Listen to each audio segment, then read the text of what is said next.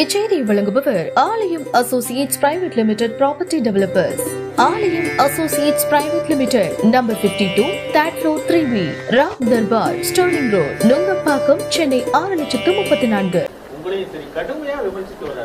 அது ஒண்ணுதானே, வேற என்ன செஞ்சிருக்காரு அவரு? சொல்லு பார்க்கலாம். இந்த மைக்கு கண்டா அவருக்கு வியாதி மாதிரி. மைக்கு கண்டா உடனடியாக பேட்டி கொடுப்பார். விமானத்தில் ஏறும்போது ஒரு பேட்டி கொடுப்பார், இறங்கும்போது ஒரு பேட்டி கொடுப்பார். ஆகவே எல்லாரும் உழைத்து பதவிக்கு வந்தவர்.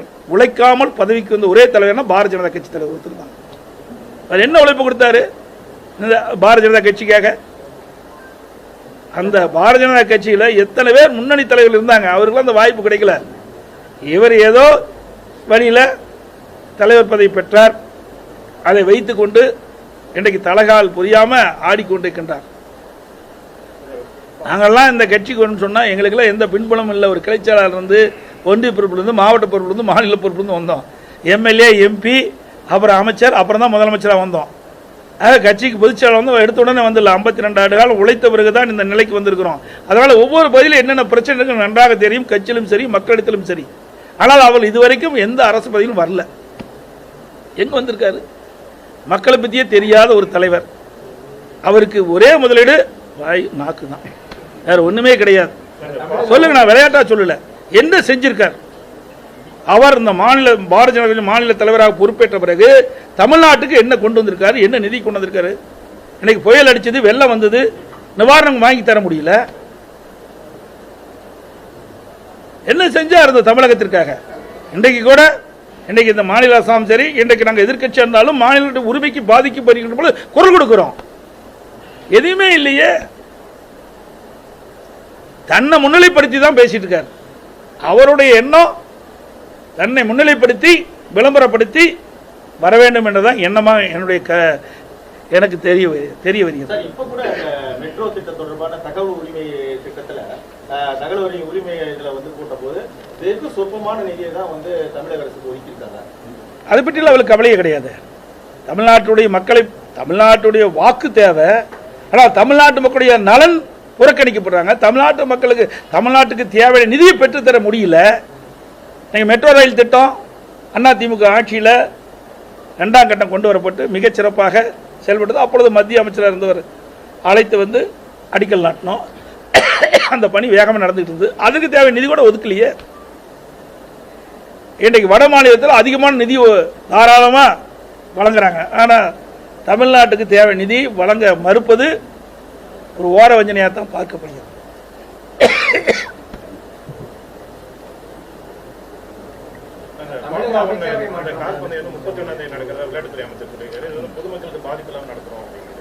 நாட்டுக்கு மிக மிக அவசியம் கார் பந்தயம். கார் பந்தயம் நடத்தலைன்னா நாடு அழிஞ்சு போயிடும். மக்களுக்கு எவ்வளவு பிரச்சனை இருக்குது எண்ணி பாருங்க. எவ்வளவு பிரச்சனை நாட்டில் நிலவி கொண்டிருக்கின்றது. அதற்கெல்லாம் முன்னுரிமை கொடுக்காத இவருடைய சுய விளம்பரத்திற்காக ஃபார்முலா 4 கார் பந்தயத்தை நடத்த வேண்டும் சொல்லி நீதிமன்றம் வரைக்கும் நாங்களும் போயிருக்கிறோம். அது நீதிமன்றத்தில் வழக்கு நிலுவையில் இருக்குது, உச்ச நீதிமன்றத்தில். அப்படி இருக்கின்ற பொழுது கூட விடாப்பிடியாக, அதுவும் மக்கள் அதிகமாக நடமாடக்கூடிய பகுதியில் இந்த கார் பந்தயம் நடத்த வேண்டுமா? ஏற்கனவே கார் பந்தயம் நடத்துவதற்கு ஒரு இடத்தை நாங்கள் தேர்ச்சோம். இருக்காட்கோட்டை இருங்காட்கோட்டையில் இதுக்குன்னு ஒரு மைதானம் இருக்குது. அங்கே போய் கார் பந்தயம் நடத்தக்கூடாதா? சிந்திச்சு பாருங்க. இன்றைக்கு தமிழ்நாட்டில் இருக்கிற பல மக்கள் சைக்கிள் கூட இல்லாமல் இருக்கிறாங்க. நீங்கள் செழிப்பில் வளர்ந்தீங்க, அதை நாங்கள் வேணான்னு சொல்லலை. ஆனால் இப்படி கார் பந்தயம் நடத்த வேண்டிய அவசியம் தேவைதானா தமிழ்நாட்டுக்கு?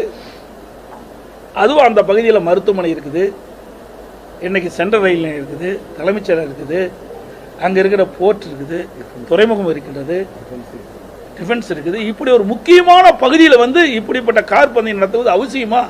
சிந்திச்சு பாருங்க. இதையெல்லாம் அவருடைய விளம்பரத்திற்காக செய்யப்பட வேண்டிய ஒரு செயல்பாடாக தான் நாம் பார்க்கிறோம். மக்களை பற்றி அக்கறை இல்லாத ஒரு அரசாங்கமாக தான் மக்களுடைய பார்வைக்கு இது தென்படுது இந்த அரசாங்கம். தமிழக அரசு செலுத்தக்கூடிய அந்த மொத்த வழியில ₹1 26 காசு தான் நம்ம திருப்பி கொடுக்குறாங்கன்றதை நீங்க ஒத்துக்கிறீங்க? அது ஏற்கனவே இருந்திருக்குது, இப்போ இல்லை, ஆரம்பத்திலிருந்து இப்படித்தாங்க இருக்குது. இன்னும் திமுக ஆட்சி வந்த பிறகு மட்டும் இப்படி கொடுத்தாலும் கொடுக்கல. புரியுதா? இவர்கள் மத்தியில் ஆட்சி இருக்கும்போது அப்படித்தான் இருந்தது. திராவிட முன்னேற்ற கழகம் மத்தியிலே ஆட்சி அதிகாரம் இருந்த பொழுது இப்படித்தான் அந்த வரி பகிர்வில் நமக்கு கிடைக்க வேண்டிய வரியெல்லாம் குறைச்சி தான் கொடுத்தாங்க. திராவிட முன்னேற்ற கழகம் 13 ஆண்டு காலம் மத்தியில் ஆட்சி அதிகாரம் இருந்தது. அப்போ என்ன நிதி அதிகமாக வாங்கிட்டாங்களா? ஒன்றும் கிடையாது. ஆகவே தான் அனைத்து இந்திய அண்ணா திராவிட முன்னேற்ற கழகம் இந்த தேர்தலில் தேசிய கட்சியோட கூட்டணி வைக்காம நாங்கள் தனிச்சு போட்டிட்டு நம்முடைய மாநில உரிமைகளை பாதுகாக்க நமக்கு கிடைக்க வேண்டிய நீதி கிடைக்க வேண்டும், நம்முடைய மக்களுக்கு தேவையான அடிப்படை வசதிகளை பெற வேண்டும், சுயமாக பெற வேண்டும் என்பதற்காகத்தான் நாங்கள் தனிச்சே நின்றோம். ஏன்னா தேசிய கட்சியோட கூட்டணி அமைச்சிட்டா கூட்டணி தர்மம் என்ற ஒரு பேர் வந்துடுது. தமிழ்நாடு மக்கள் பாதிக்கப்படுகின்ற அந்த கூட்டணி தர்மத்தின் அடிப்படையில் அவர்கள் ஆதரிக்க வேண்டிய சூழ்நிலைக்கு தள்ளப்பட்டுரும். அந்த நிலை இருக்கக்கூடாது என்பதற்காக தான் நாங்கள் இந்த தடவை தனிச்சு போட்டிக்கிட்டோம். யார் ஆட்சிக்கு மத்தியில் வர என்பது கிடையாது, யார் தமிழ்நாட்டுக்கு நன்மை செய்வார் என்பதுதான் எங்களுக்கு முக்கியம். ஏன்னா வாக்களிக்கக்கூடிய மக்கள் தமிழ்நாட்டு மக்கள். அப்படி வாக்களிக்கின்ற மக்களுக்கு நன்மை செய்ய வேண்டும் என்று சொன்னால் நம்மும் சுயமாக சுதந்திரமாக செயல்பட வேண்டும். அப்படி செயல்பட்டால் தான் நம்முடைய உரிமைகளை பெற முடியும். இல்லைன்னா நிச்சயமா தமிழ்நாட்டு மக்களுக்கு தேவையான நன்மைகள் பெறவே முடியாது. அதை பல காலகட்டத்தில் நாம் பார்த்துட்டோம். நீங்களே கூட சொல்லிருக்கீங்க, மத்திய அரசோட ஒரு சுமூகமான உறவு இருந்தாதான் நம்ம நிதியை பெற முடியும். இப்போ நான் அப்பதான் சொல்றேன், தமிழ்நாட்டு மக்களுக்கு யார் நன்மை செய்கிறாங்களோ அவர்களை ஆதரிப்போம், தமிழ்நாட்டு மக்களுக்கு யார் தீங்கிழைக்கின்றார்களோ யார் பாதகமாக நடந்தார்களோ அவர்களை எதிர்ப்போம். அதுதான் நான் இப்போ சுட்டி காட்டுறேன். தமிழக அமைச்சரவை மாற்றம் செந்தில் பாலாஜியோட ஜாமீனுக்காக காத்திருப்பதாக திமுக ரசிகர்களே வருத்தப்படுறதா ஒரு தகவல். அதை நீங்க வீட்டு தான் கேட்டு தெரிஞ்சுக்கணும். ஏன்னா ஜெயிலுக்கு இருக்கிற மந்திரி, அது ஜெயிலில் இருக்கிற மந்திரி எதுக்காக போனாரு என்ன ஏதுன்னு மக்களுக்கு தெரியும், ஊடக நண்பர்களுக்கும் தெரியும். அதை நீங்க போட மாட்டேங்கிறீங்க. தயவு செய்து ஊடக நண்பர்களை பணிவன்போடு கேட்டுக்கிறேன், நல்ல செய்தி போடுங்க. நாட்டில் எவ்வளவு பிரச்சனை நடக்குது அதையெல்லாம் எடுத்துட்டு போய் மக்களுக்கு சேர்த்துங்க. இன்னைக்கு தமிழ்நாடு எவ்வளவு மோசமா போயிட்டு இருக்குது, சட்ட ஒழுங்கு எந்த அளவுக்கு மோசம் இருக்கு நல்லா சொல்லுங்க பார்க்கலாம். எங்க பார்த்தாலும் போதைப் பொருள் விற்பனை. இன்றைக்கு போதைப் பொருள் விற்பனை நடக்காத இடமே இல்லை. எல்லாம் போதைக்கு அடிமையாகி அங்கங்கே கொலை கொள்ளை திருட்டு பாலியல் இப்படி தொடர்ந்து நடக்குது. கிருஷ்ணகிரியில் நடக்குது, அண்மையில் நடக்குது, நாமக்கல்லையா திருச்சியில் இல்லை தஞ்சாவூர் நடக்குது, தஞ்சாவூர் திருச்செங்கோடு இப்படி ஒசூர் நினைக்கிறேன் கிருஷ்ணகிரி மாவட்டத்தில் இப்படி மோசமான கிருஷ்ணகிரியில் நடக்குது. இதையெல்லாம் எதனால் நடக்குது? எல்லாமே போதைப் பொருளால நடக்குது. இன்னைக்கு எங்க பார்த்தாலும் கொலை நடக்காத நாளே இல்லை. தினம் பத்திரிகையில் ஊடகத்தில் பார்த்து செய்தி தான் நான் சொல்றேன். இந்த கொலை நடப்பதற்கு மூல காரணமே